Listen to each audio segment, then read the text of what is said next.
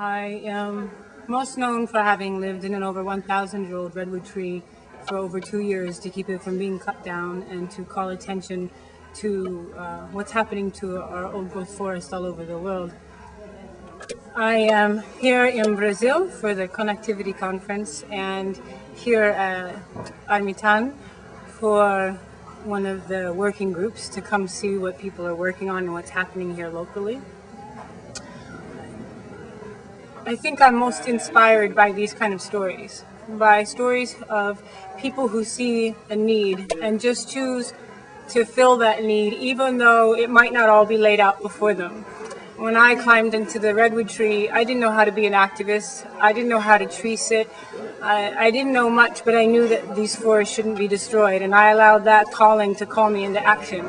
So when I hear about stories like this with Santiago and ARAMITAN, I see similar stories of someone who just said, we need to have places that take care of our children and help them heal, and through that help our communities heal, and through that help our world heal.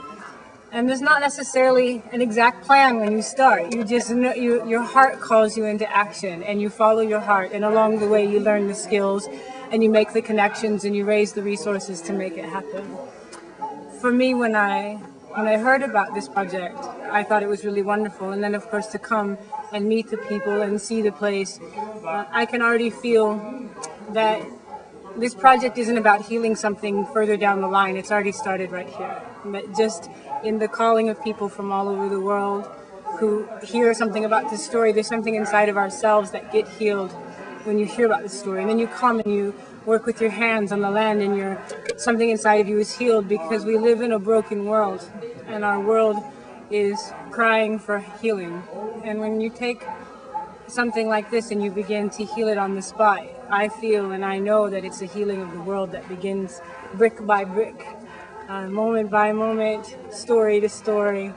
And so I know that ARAMITAN is already healing the world already, and that as the vision continues forward, the healing that it creates in the world will only grow. And I'm completely inspired to support and help in all the ways that I know how. And I'm excited to know that as everyone hears about this story, they too will want to get involved and help this community, and through helping this community, help heal our world.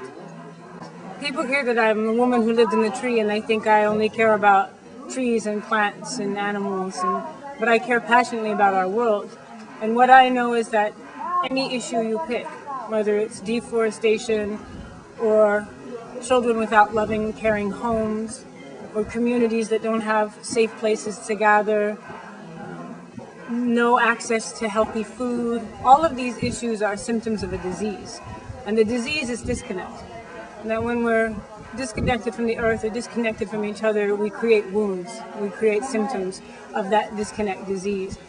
And so what I see here in this project is in taking care of the children and giving them a healthy place to experience family, to experience community, to experience connection with healthy land, and then an opportunity for the larger community to come in and interact. We begin to heal those threads that have been torn apart. And every person is a thread, every child is a thread, and if a child is given love and care and a belief that they matter and that they make a difference, that's like planting a seed in soil and tending that seed, giving it water, giving it nurturing, giving it love, and as it grows, loving it.